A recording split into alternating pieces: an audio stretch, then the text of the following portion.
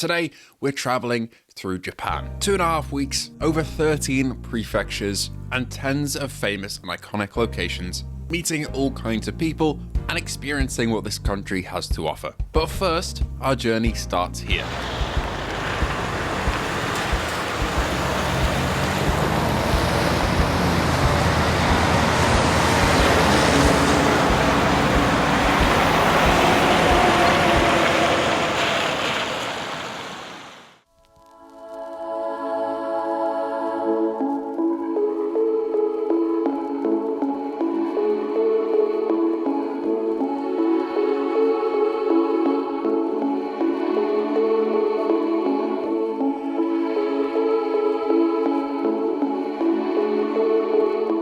And after 2 flights, we end up in our first destination,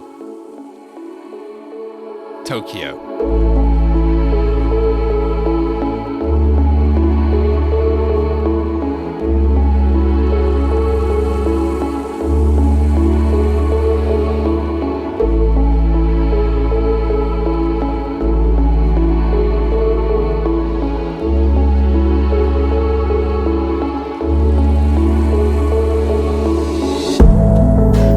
First stop in Tokyo is Sensoji. Devoted to the Buddhist god of compassion, Sensoji is Tokyo's oldest temple, and some say its most important.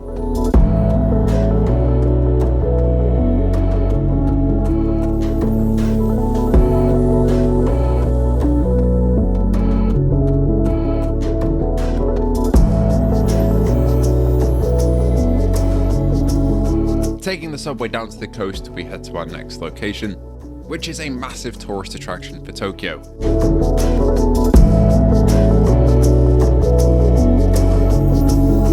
This is TeamLab Planet Tokyo, a sensory experience designed by TeamLab to evoke all sorts of emotion and immerse you into several different experiences of light, sound, and senses.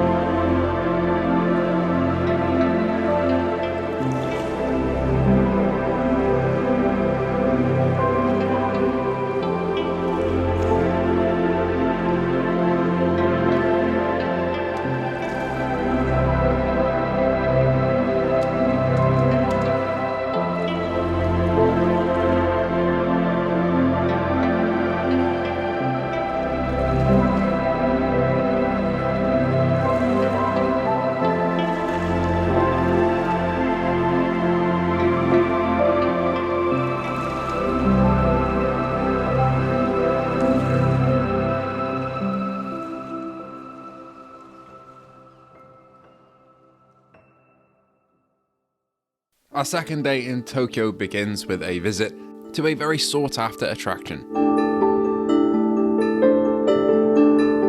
This is Cafe Capybar, where you get to go hands-on with the world's largest rodent.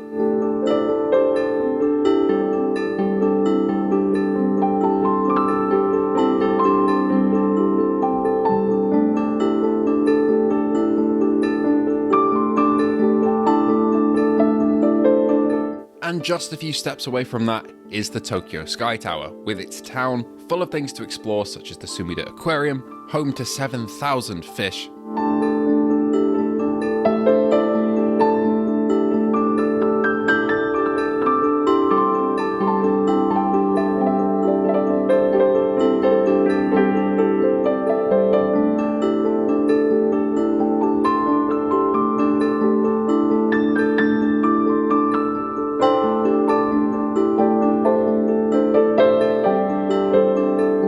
And Tokyo's Pokemon Center, with some of the biggest queues that I've ever seen in my life.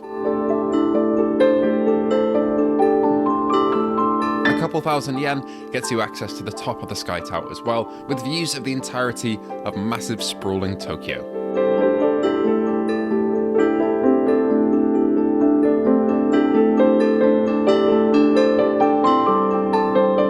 And the day is finished off by travelling to the local Warhammer store and to Tokyo's Imperial Palace.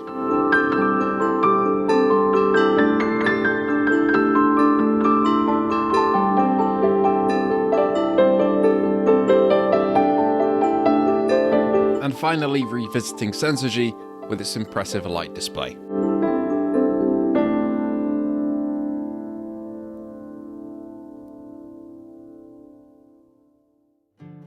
Our third day in Tokyo begins with Shibuya, with its famous crossing, tons of food to eat, and incredibly busy streets.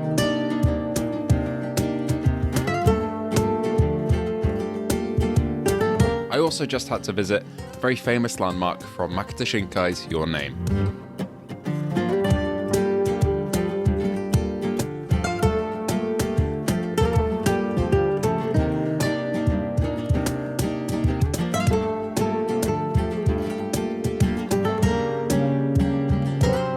Finished up in our time in Tokyo, it's time to catch a highway bus to Kawaguchiko.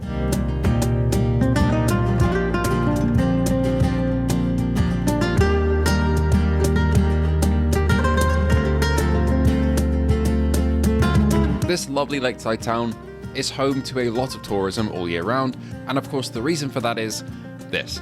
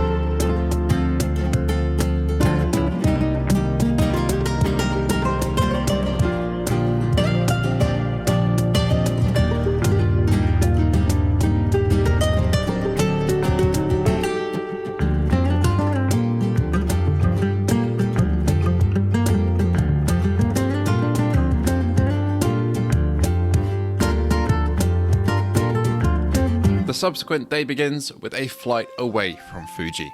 Catching it through the plane window, we head to Kochi. With over 40% of the Kochi prefecture's population living in Kochi City, it is definitely worth a visit if you happen to be in Shikoku.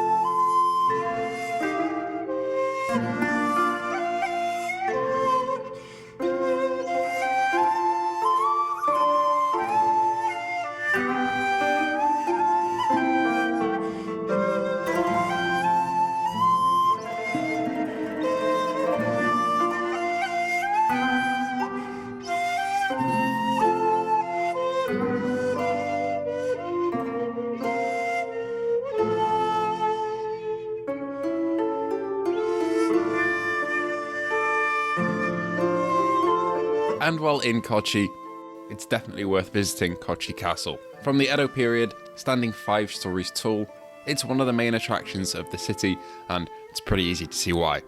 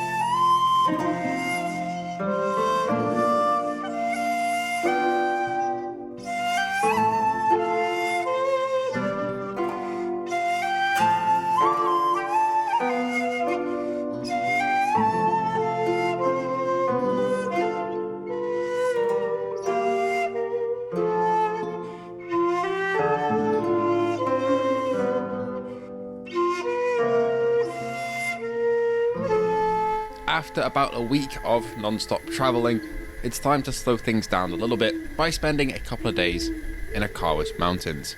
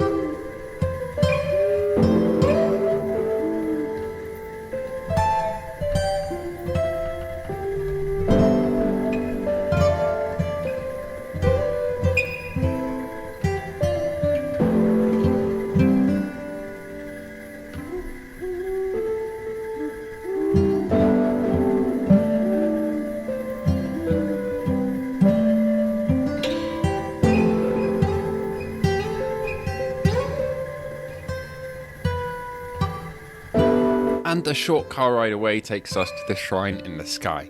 This is Takiya Shrine in the Kagawa prefecture. An hour or so's walk takes you to the top of Mount Inazumi, where the views allow you to take in Seto Island and the city below the shrine.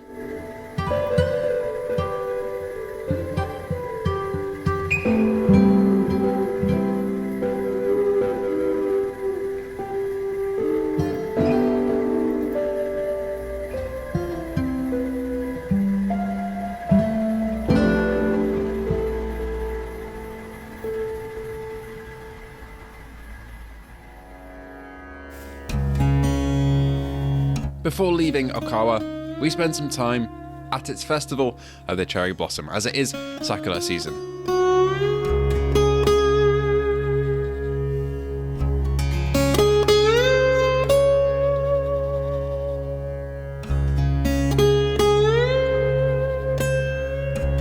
Before quickly heading over to start the next leg of our trip down Japan's mountain roads.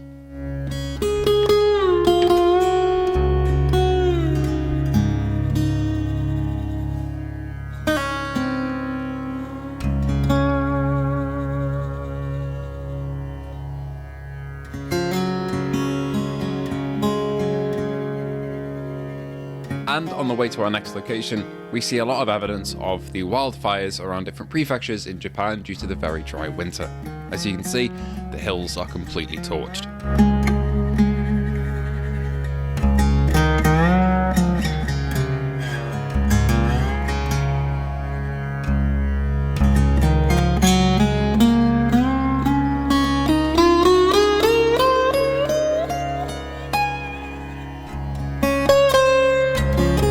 Passing through several bridges and islands, we end up here, in Hiroshima. Hiroshima is an incredibly busy tourist city, mostly due to its landmarks such as this. The bomb dome from the dropping of the atomic bomb in 1945 is still present in the city untouched, along with the Hiroshima Peace Memorial.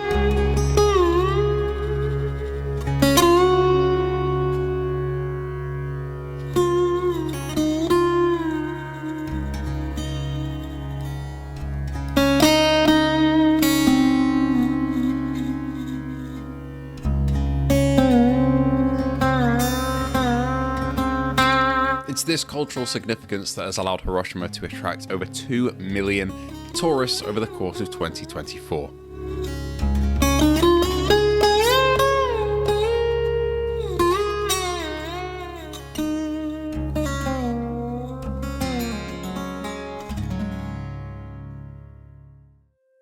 An island you cannot miss if you're around Hiroshima is Miyajima.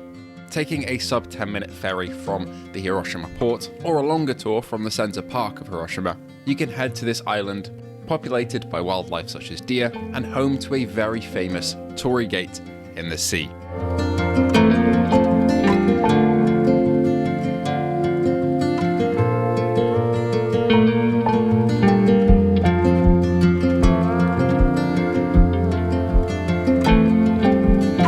It's famous due to being partially submerged at high tide, but you can actually walk out to it under low tide.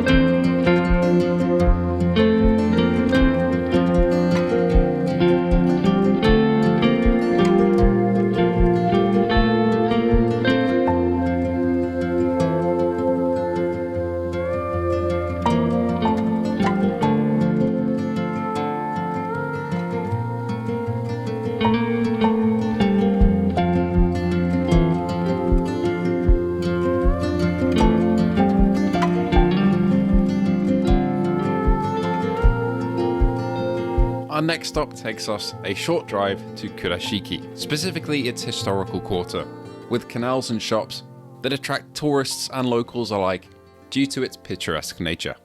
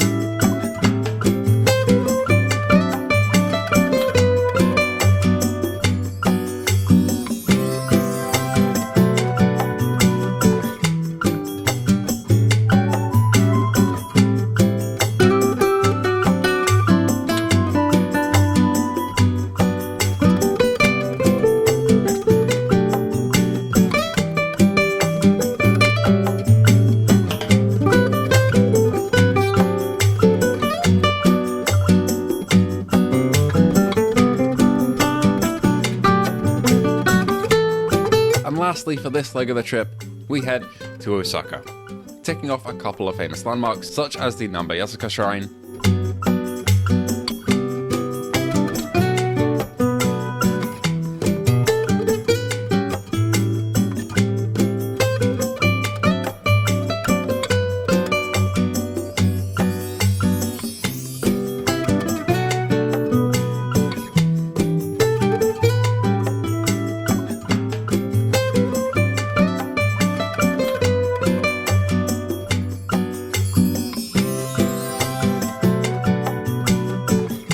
and of course to play some very addictive crane game.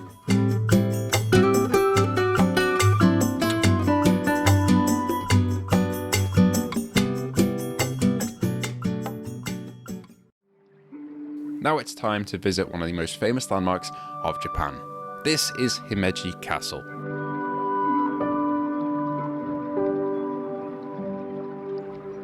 Built in 1300, this UNESCO heritage site is famous for, well, despite its looks, being a highly defendable castle with a network of 83 rooms which are all explorable for your lowly tourist.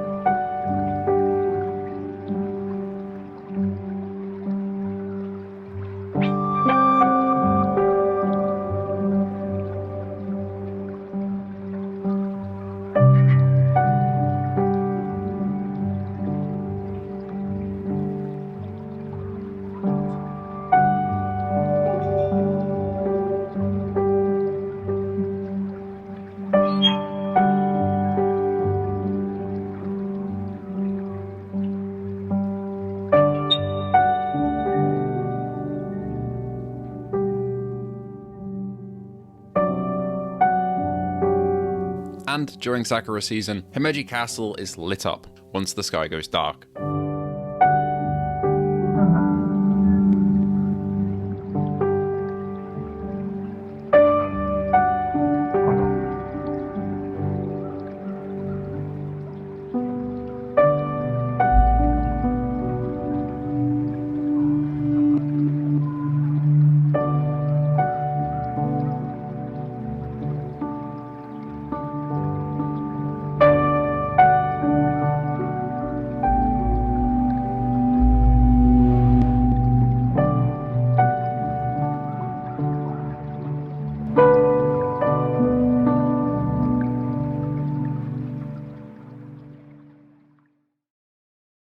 The penultimate leg in our journey takes us to Kyoto.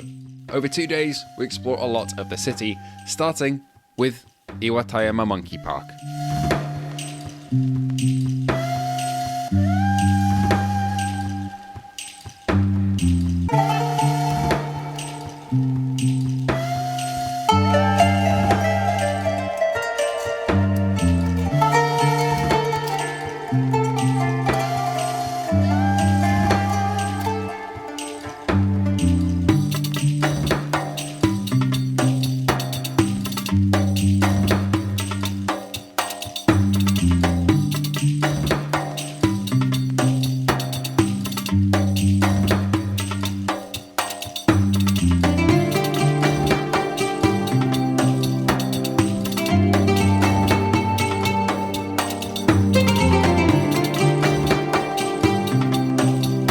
After a small hiking stint up a mountain, you have the opportunity to meet and feed the local monkeys.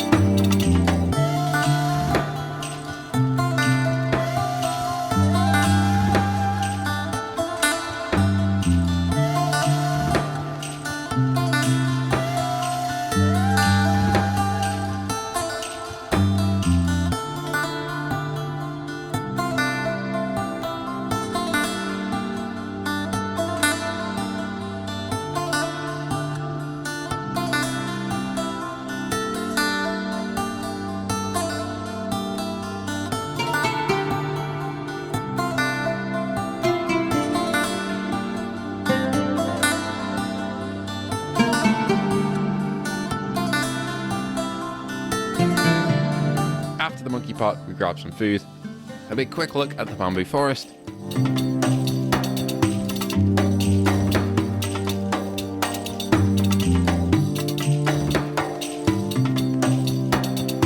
and venture over to Kinkakuji.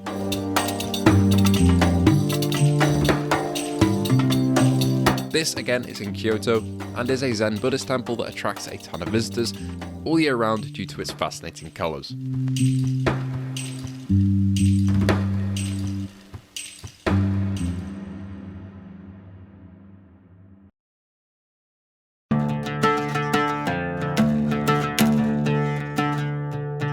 Kyoto is also home to hundreds of other tourist attractions, with two of the main ones being the thousands of torii gates that line the trails up to the Fushimi Inari Shrine.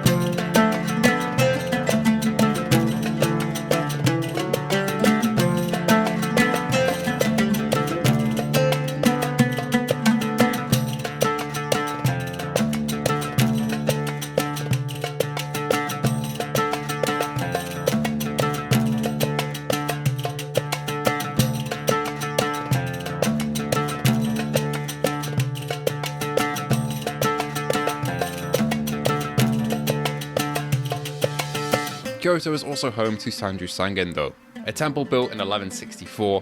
It has lovely gardens, but also is mostly known for its thousands of statues of Kannon, the goddess of compassion.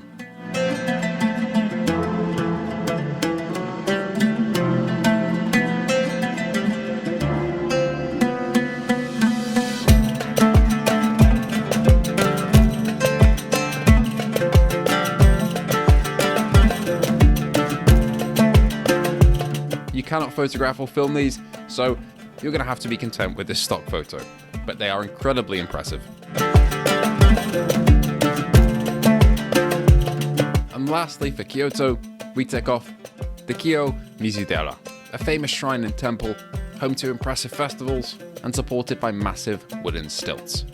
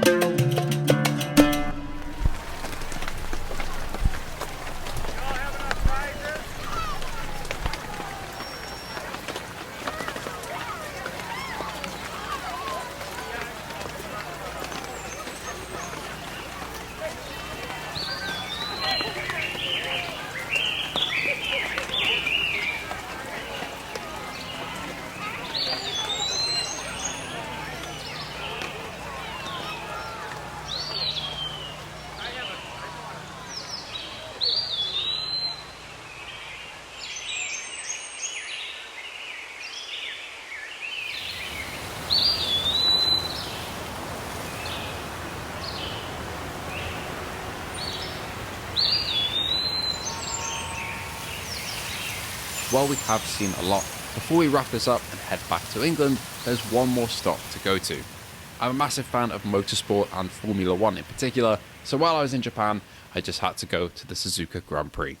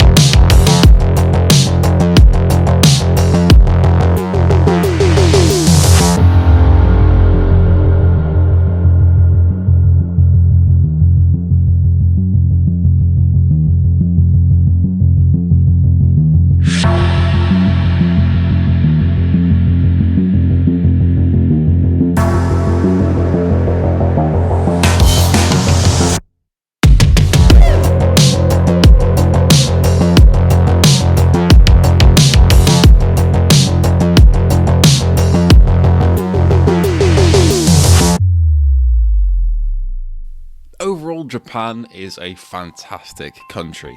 Its culture is fascinating, its food is incredible, its landmarks and landscapes are breathtaking, and I definitely recommend a visit.